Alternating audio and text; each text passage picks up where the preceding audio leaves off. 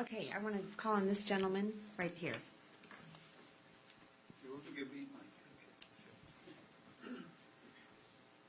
Thank you. My name is Hitisham, and I'm a Fulbright scholar here in the United States.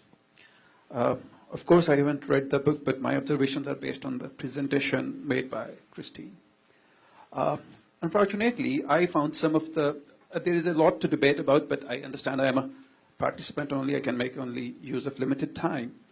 I found some of the arguments were very selectively used, and only one side of the picture was presented.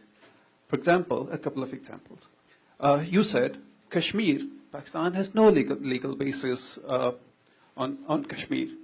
I don't understand what sort of legal basis should we have. You have mentioned about the UN resolution. You have mentioned that India went to a Security Council, and Security Council said that let the Kashmiris decide. Let us have a plebiscite there. So that's a legal basis. Go and ask the Kashmiris with whom they want to go. My second observation, yes, we had a beautiful lawn back there in our homeland, but it was late 1970s, at the peak of Cold War. Soviet Union just entered Afghanistan, and here was the CIA and the Americans. They went to Pakistan and Afghanistan, and fortunately, incidentally, they found an ally in the form of ISI or whatever, and they jointly created this jihad narrative. Kashmir is not the only thing which is behind those groups which you are calling the jihadis and terrorists. In fact, Kashmir has always been there. The rise of jihadis has been after the Soviet Union entered, and then CIA went there and worked with ISI, and the jihad narrative was brought, groups were made and fought with, and then the Soviets were pushed out. And then US left Pakistan and Afghanistan in the lurch, and Afghanistan fell into the hands of the warlords. All right, so you need to read my book, because every single thing that you just said is fictional. Let's first begin with the UN Security Council Resolution 48. Sir, have you read it? Have you read? No. Okay, so the first thing I'm going to encourage you to do is go on to the UN Security Council's website and read that fabulous resolution that every Pakistani points to, but which not a single one has read. I also then want you to take the actual version from the UN Security Council, and then I want you to compare that to the claims made by Pakistan's permanent representation to the UN. And you're going to understand your confusion, sir. So the resolution is actually very clear. There are 3 steps. They were sequential and they were conditional. The very first step was that Pakistan was supposed to demilitarize to the satisfaction of this UN body that was to be established. Then, conditional upon the UN being so satisfied with this demilitarization, India was also supposed to demilitarize with a presence being permitted to defend itself against Pakistani aggression. The third, having both of those 2 steps taken place to the satisfaction in sequence to this preferences of the UN, then the plebiscite would be held. So all those Pakistanis that are so upset about the plebiscite that never happened, they have their own government to blame, because Pakistan never fulfilled the first necessary but insufficient condition. So I'm going to encourage you to actually read that before you ever make such a fool of yourself again by presenting it in public, right? So just do yourself a favor by reading the darn thing.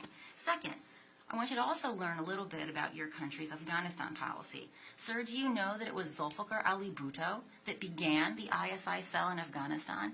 That in fact it was Zulfikar Ali Bhutto who began setting up what became the 7 donkeys before the Soviet Union even crossed the Amu Darya. Did you know this, sir? No, I want you to answer my question. Did you know this, sir? No. Okay, so this idea that somehow the United States used Pakistan in some sort of some sort of effort to dispel the Soviets is completely an incorrect reading of your own history.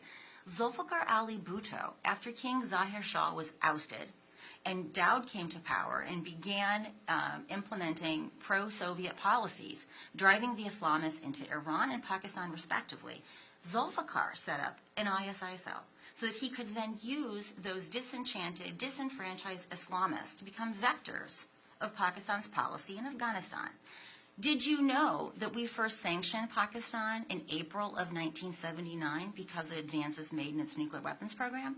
If we were so interested in sucking them into our evil jihad designs, we sure did make that difficult for ourselves, because when the Soviets did finally cross in, we actually had to do a bunch of maneuvering to get a waiver. And did you know that the first monies did not go into Pakistan until 1982 because of that requirement to get a waiver? So before you go and you blame the United States for using and abusing poor Pakistan, you should familiarize yourself with your own history, because in fact Pakistan had been instrumentalizing Islamists long before the Americans even knew what an Islamist was. Now, going to your next point about the Americans just leaving Pakistan high and dry. Well, this comes to, and Steve Cohen is here. I'd like to hear him talk about this. Let's talk about the Pressler Amendment, right? The Pressler Amendment was actually designed so that Pakistan could continue proliferating while we continued arming you, right? Because we'd first sanctioned you in April '79. Everyone understood the name of this game. When we withdrew in 1990, we withdrew.